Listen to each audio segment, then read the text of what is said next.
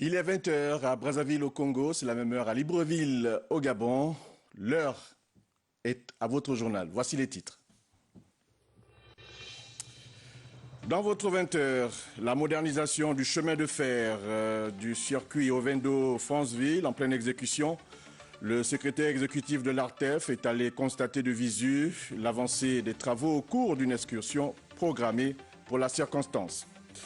Vie chère au Gabon, les jeunes dynamiques conscients, organisations non gouvernementales sur le terrain pour se rendre compte de l'effectivité ou non de la mercuriale mise en place par le gouvernement. Les échos de cette descente dans quelques instants. Enfin, nous parlerons de la circoncision dans la province de Logouelolo, le rituel traditionnel visant l'ablation totale ou partielle du prépuce chez les jeunes tend à disparaître. Les véritables raisons dans votre journal. Mesdames, Messieurs, bonsoir. Heureux de vous retrouver dans le cadre de cette session d'information. Le chemin de fer gabonais en cours de modernisation, c'est le cas du circuit Ovendo-Franceville qui vient donc de recevoir la visite de Karine Cécilia Arissani, le secrétaire exécutif de l'ARTEF, qui a mis à profit une excursion pour s'imprégner des réalisations déjà opérées. Envoyés spéciaux, Henrik Bokoko, Victor Mundunga. Une placère pour parcourir le chemin de fer en pleine restructuration. À bord de cet appareil, Karine Cécilia Arissani, secrétaire exécutif de l'ARTEF, qui aux côtés de Christian Mani, directeur général de la CETRAG, et des techniciens du domaine ferroviaire, a pu s'imprégner de l'état de lifting qui s'opère sur la voie ferrée.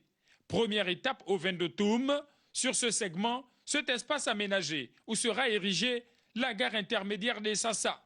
Le long du périple, des travaux de déviation en vue de construire une voie parallèle.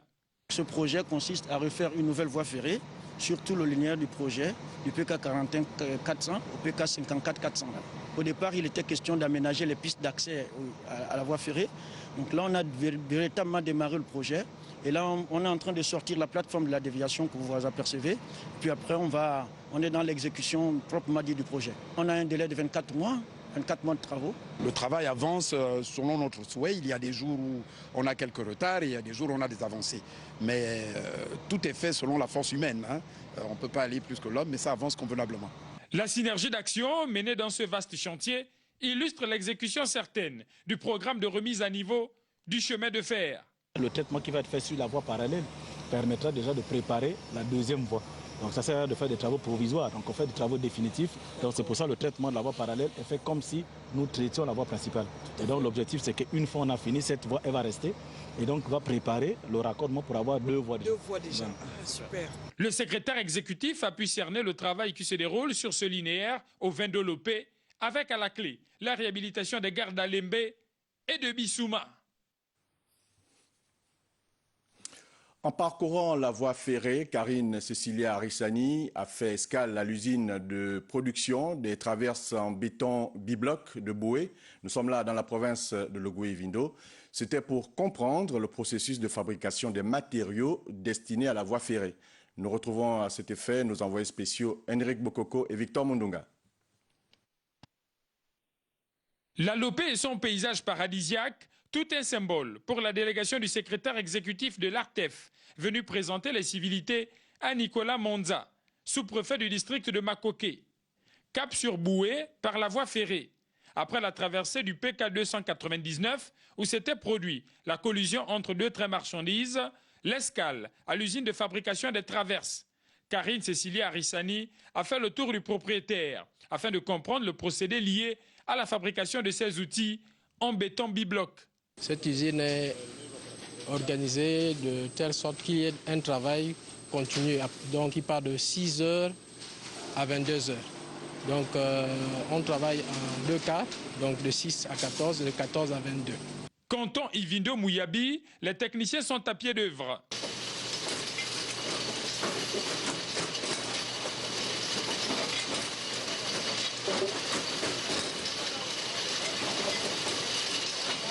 Un abattage professionnel qui réjouit indéniablement les responsables du chemin de fer. Nous sommes obligés de renouveler la voie parce que sinon on ne peut pas continuer à travailler. Et ça permet aussi à l'État, donc représenté par l'autorité de régulation ici, de voir un peu l'avancement des travaux, de voir que les chantiers se font correctement, que les travaux se déroulent normalement. Nous voulons féliciter CETRAG, monsieur le directeur général, pour le renouvellement de la voie. Comme vous avez pu le constater, la voie est en train d'être renouvelée. Le passage des traverses bois sont en train d'être changés pour passer au bibloc. Les ouvriers sont à pied d'œuvre. Ils procèdent au remplacement des traverses bois en traverses béton bibloc. Vous l'apercevez derrière moi. Toute une dextérité pour réussir et mener à bien ce chantier titanesque. Ici, entre le canton Mouyabi et Ivindo pour Gabon Première, Enric Bokoko et Victor Moudunga. À Libreville, le rond-point de la démocratie, situé en plein centre de la capitale gabonaise, est un lieu pacifique fréquenté par plusieurs compatriotes et autres visiteurs, faisant même de ce site un lieu touristique. Cependant, l'incivisme, il faut le dire, de certaines personnes a laissé donc désirer, est à laisser donc certaines personnes laissent à désirer, j'y arrive, comme nous le font constater ici nos reporters Évrard Mbina Pitake et Jean-Pierre Moussouami. Maintenir en état de salubrité ce monument de la paix érigé au rond-point de la démocratie en plein cœur de la capitale gabonaise. C'est le vœu ardent formulé ici par plusieurs compatriotes. C'est déjà un patrimoine parce que lorsqu'on parle du rond-point 12 mars, on ne voit pas seulement l'aspect de la chaussée où les voitures vont dans tous les sens, on ne voit pas seulement un carrefour, mais on voit carrément le monument qui est là et qui symbolise la paix. J'espère seulement que les gens prendront conscience que lorsqu'on édifie un monument de ce genre, c'est pour nous appeler à respecter la citoyenneté en fait. Mais maintenant, si les gens ne respectent pas, qu'est-ce qu'on peut bien faire? Moi, j'espère que tous les Gabonais et toutes les personnes qui viennent prendre des photos, prendre le site comme un site touristique, pour nous, ce serait une bonne chose, quoi, qu'ils le maintiennent propre. Et puis nous-mêmes aussi, les populations, et pas jeter les ordures. Ramasser à chaque fois qu'on mange quelque chose, on peut le mettre dans un bac ordu quelque part. Selon les Librevillois, des dispositions doivent être prises par les pouvoirs publics pour sécuriser cet endroit de retrouvailles et de distraction, voire touristique. On a souvent vu des gens qui viennent dormir là, la saleté, donc du coup, les autorités du pays, on va dire la mairie, peuvent aussi mettre la main dans la pâte, c'est-à-dire en chassant par exemple les différents fous qui sont là. Il va y avoir même des gendarmes comme je voyais d'habitude ici, qui sont là pour sécuriser l'endroit, pour ne pas qu'il y ait par exemple des braquages, des fumeurs de chanvre ou encore des gens qui viennent faire du n'importe quoi. Représenté par les 9 provinces du Gabon, cet édifice de la paix est l'illustration par excellence du vivre ensemble. D'autres monuments pourraient également mériter une attention particulière. Toujours dans la rubrique Société, les responsables de l'Institut Beta, en partenariat avec la Fondation Circas Gabon, viennent d'organiser un séminaire sur les méfaits de la drogue. Les thématiques consacrées à la santé des jeunes consommateurs de ces stupéfiants étaient adressées à la jeunesse du PK12 dans le 2e arrondissement de la commune de Ntoum. Nous sommes là dans la province de l'Estuaire. Georges Kombila, Guy Franklin Mangenga, compte rendu. Enjeux et défis de la santé et du bien-être des jeunes, tel est le thème du séminaire organisé par la Fondation Circas Gabon en collaboration avec l'Institut Nicolas Beta, qui prône la lutte contre la consommation des drogues en milieu scolaire. Les jeunes vont découvrir ce soir comment faire pour accéder à un service social ou trouver un service social et les travailleurs sociaux et comment faire pour les contacter. En sachant bien que la prise de drogue répond souvent à des situations d'angoisse et de mal-être que les jeunes subissent. Donc les amener à comprendre et mettre en place justement une psychothérapie pour leur permettre de décrocher. Cette rencontre qui réunit les jeunes du 2e arrondissement de la commune de Ntoum a planché également sur les différentes thématiques liées à la santé. Le docteur Beta situe l'importance de ce séminaire. Il y a des pathologies émergentes qui surviennent à cause des habitudes addictives des enfants. Ces pathologies dues notamment au cannabis et au cobolo, qui est le tramadol, vont faire en sorte que la courbe des âges au niveau de la nation soit inversée et que les postes de responsabilité au sein de l'administration et même des sociétés privées, dans une projection de 10 ans, ne soient même plus occupés par la jeunesse d'aujourd'hui. La présentation des nouveaux membres de l'association en charge de mener les actions sur le terrain a mis un terme à cette rencontre. Les agents municipaux domiciliés à la poste gabonaise sont en colère. Ils revendiquent le salaire du mois d'août. Ils étaient ce matin en assemblée générale. Détails avec Tassiana Miko et Berlin Osaga. Où sont les salaires du mois d'août de 348 agents municipaux domiciliés à la Poste Banque? Voici la question qui fâche au cœur de ce regroupement. En effet, sur un total de 499, seuls 49 agents municipaux auraient perçu leur salaire du mois dernier.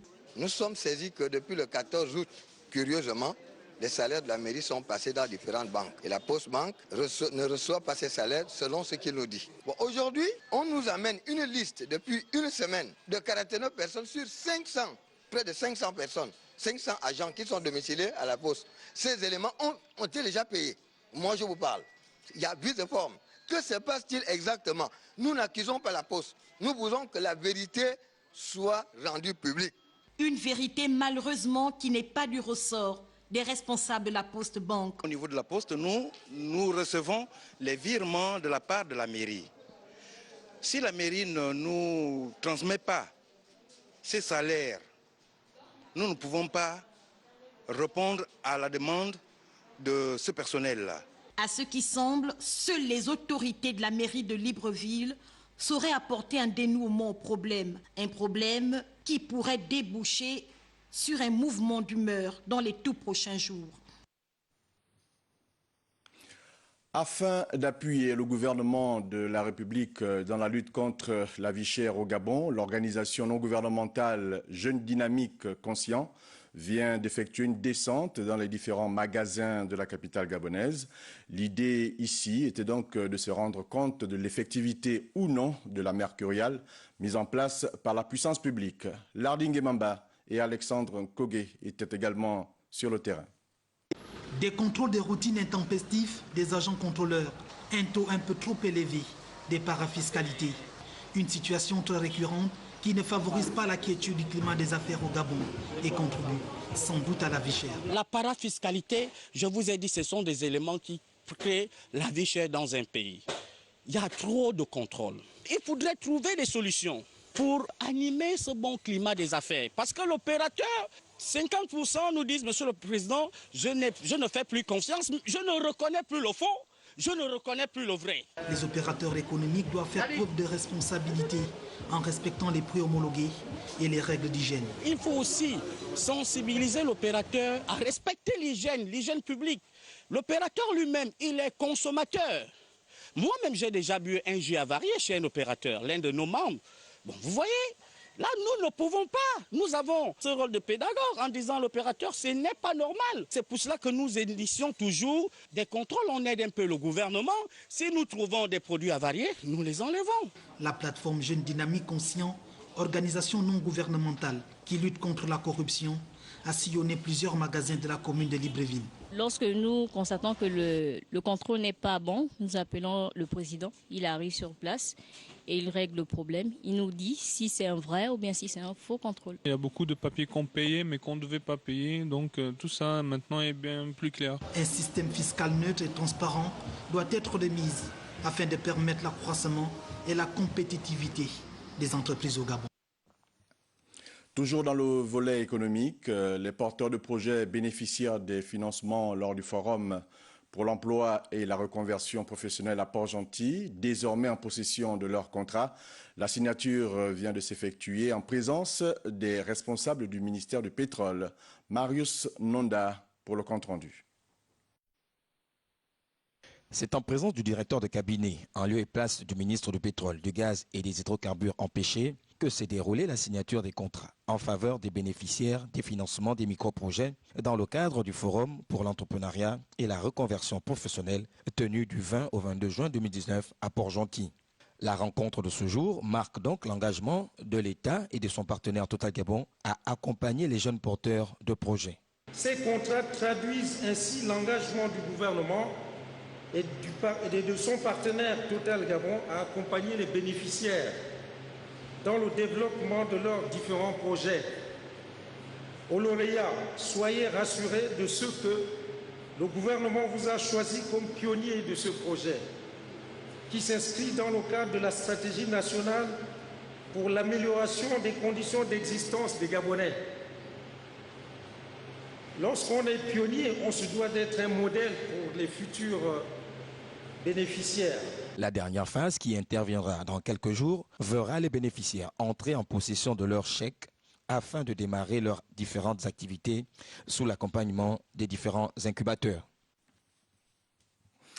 C'est pour inciter les populations à renouer avec la terre que les fils et filles de Dienga, dans la province de Logoué-Lolo, viennent d'organiser la semaine dite léoisienne, un concept visant à valoriser les richesses du sol et les activités agricoles. Détail avec nos envoyés spéciaux Lariska Laure Mamengi et Bertin Osaga. L'oseille, le tubercule, la canne à sucre, mais aussi la banane, la tomate ou encore le piment, autant de fruits et légumes qui poussent sans trop d'efforts à Dienga dans le département de la Lombo-Boinguidi. Pourtant, l'activité agricole n'est plus vraiment pratiquée. La population se nourrit en majorité de boîtes de conserve, ce qui n'est plus acceptable. Il a été noté qu'il y a une famille qui vend 6 millions en moyenne par année à travers l'exploitation de 3 hectares de canne à sucre. Cela montre la suffisance des potentialités qu'il y a au niveau de Dienga. Il se pose uniquement un seul problème, le problème de structuration. Les gens produisent et ont peur de produire davantage à travers le faible trafic routier qu'on rencontre ici. Mais si les choses se mettent en place, Dienga peut être un pôle de développement au Gabon. D'où le concept de la semaine léoisienne pour une prise de conscience collective. Si la population s'y met sur les cultures maraîchères, il est fort possible qu'il y ait une forte masse de revenus qui pourrait franchement développer toute la contrée. Il suffirait juste qu'ils soient structurés en coopérative, ordonnés, et qu'ils essayent de pouvoir mieux s'organiser pour pouvoir non seulement mettre en place un vaste projet d'exploitation agricole, non seulement le maraîcher, mais aussi l'élevage. Au moment où les autorités prônent pour un retour à la terre afin d'arriver à l'autosuffisance alimentaire, il est plus qu'urgent que les populations, surtout en zone rurale, renouent avec l'agriculture. C'est une question économique, mais aussi de survie. Toujours à Dienga, dans le département de la Lombo-Boinguidi, la circoncision, autrefois rituel traditionnel valorisant chez les peuples Nzebi, tente à disparaître chez les jeunes. À l'occasion donc de l'organisation de la semaine léoisienne, gros plan sur la circoncision tel que pratiqué autrefois. Toujours avec nos envoyés spéciaux, Lariska Laure Mamengi et Bertin Osaga. À Dienga, dans le canton Massamba, la circoncision est une affaire sérieuse, tout un rituel qui dure une semaine avant la coupure de la verge. La cérémonie de la circoncision chez nous, les Nzebi, représente une étape cruciale de la vie d'un homme. Le jour choisi, celui qui était appelé à être circoncisé sort, on le frotte d'un kaolais, assisté d'une sœur qui est couchée au sol. De l'autre côté, vous avez des gens pour accueillir le circoncis. Si vous ne pleurez pas, vous devenez non, mais si vous pleurez, les gens peuvent vous abandonner au milieu de la cour et puis ça devient une rise auprès des autres hommes comme vous. Avant de devenir un homme, il faut souffrir, au dire d'un notable du village, bien qu'il y a de moins en moins de parents qui pratiquent cette tradition. Mais non, ce qui est dit, c'est ce qui est dit, ce qui est fait, c'est ce qui est fait. C'est concernant notre tradition. Depuis notre création, on a élevé ça, Que s'il s'agit d'une circoncision d'un enfant, il faudrait que ça se passe de telle manière. Ce qui s'est passé avant, c'est ce que nous faisons là. Mais malgré la mauvaise éducation par rapport à vous, vous oubliez déjà le temps passé. Mais sinon, ça ne s'oubliera jamais. Avant le jour prévu pour la circoncision, le futur circoncié est confié à un adulte autre que son parent. Il suit un régime particulier et une série d'épreuves pour tuer la peur le jour J. Après tout, on ne devient un homme qu'une seule fois.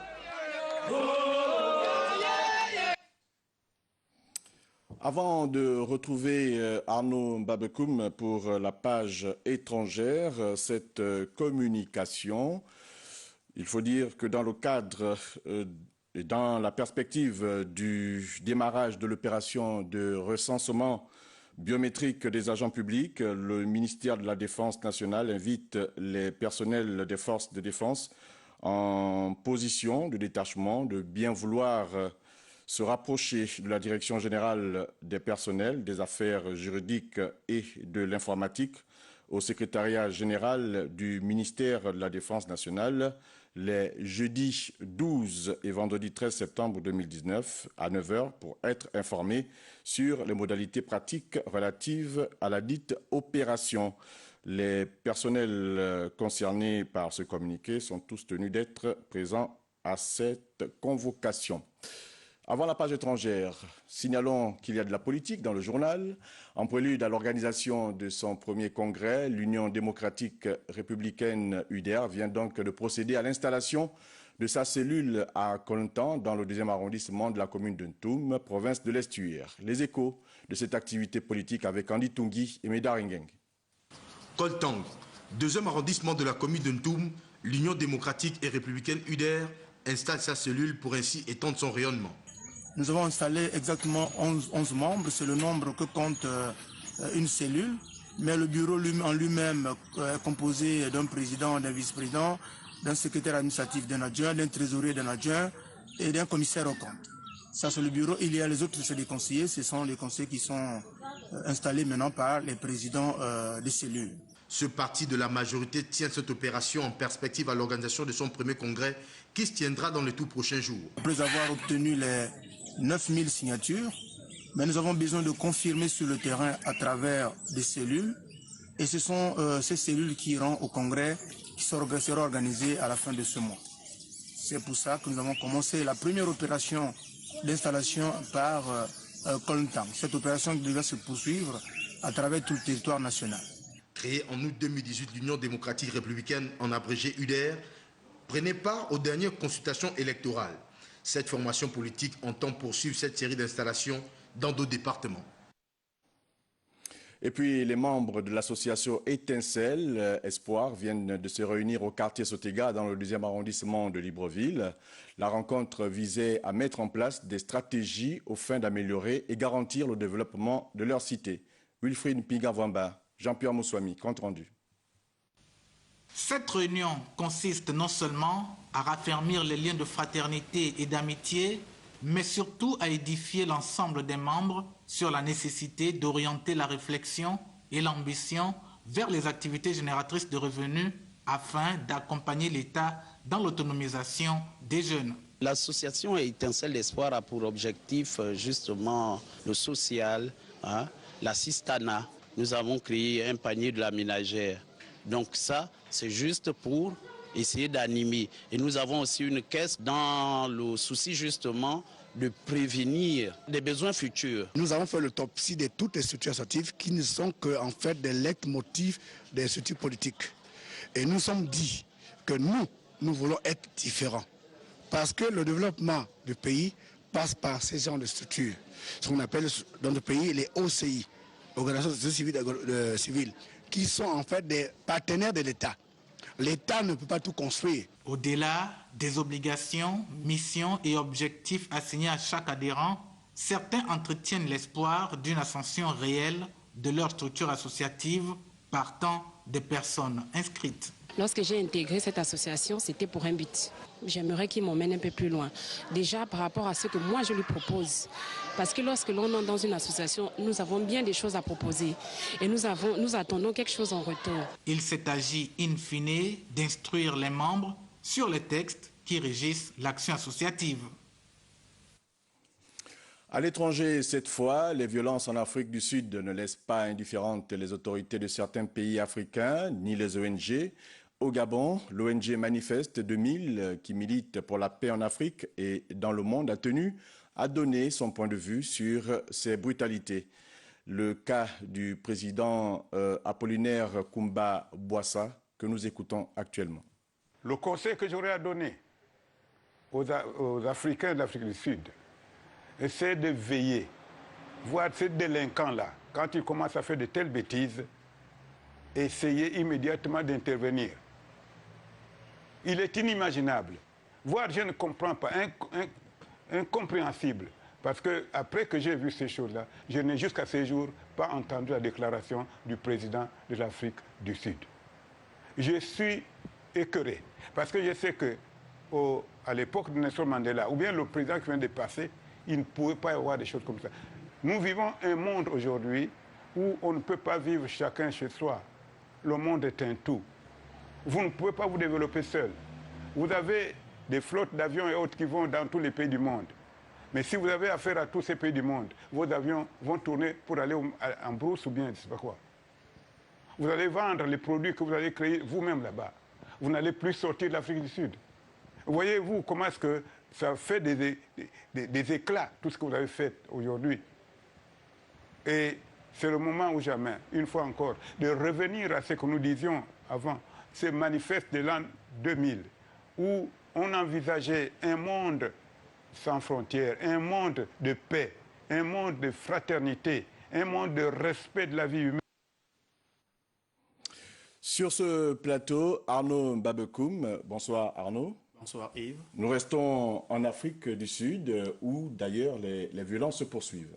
Effectivement Yves, au pays arc-en-ciel, 600 Nigérians s'apprêtent à quitter le territoire sud-africain après une vague meurtrière de violences xénophobes.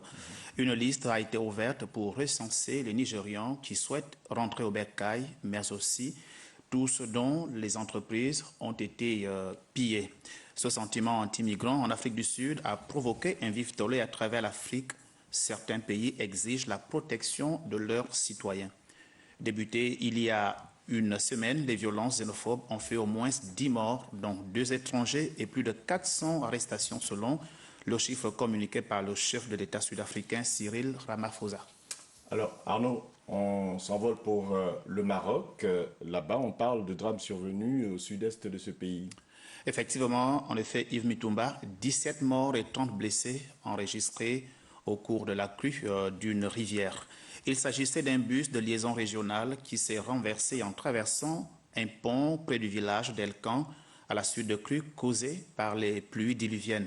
Les autorités ont exhorté les citoyens à plus d'attention sur les alertes météo et surtout d'être plus prudents face au niveau de crue assez exceptionnel cette année. Il faut souligner, Yves Mitumba, que le Maroc est touché depuis une dizaine de jours par des orages violents qui ont provoqué une crue meurtrière fin août avec des inondations qui ont causé d'importants dégâts matériels dans plusieurs localités du pays. L'actualité au Zimbabwe, dans ce journal également, et on parle des membres de la famille de Robert Mugabe et une délégation du gouvernement de ce pays qui sont d'ailleurs à Singapour pour récupérer la dépouille de l'ancien président. Oui, Yves, la dépouille de l'ancien président, de l'ancien chef de l'État, autant pour moi, sera transportée jusqu'à son village de Zimba, à près d'une centaine de kilomètres à l'ouest de la capitale Harare, pour une veillée funèbre. Jeudi et vendredi, par contre, le cercueil du héros de l'indépendance sera exposé au stade Rufaro, dans la banlieue de Harare, pour permettre à la population de lui rendre un hommage.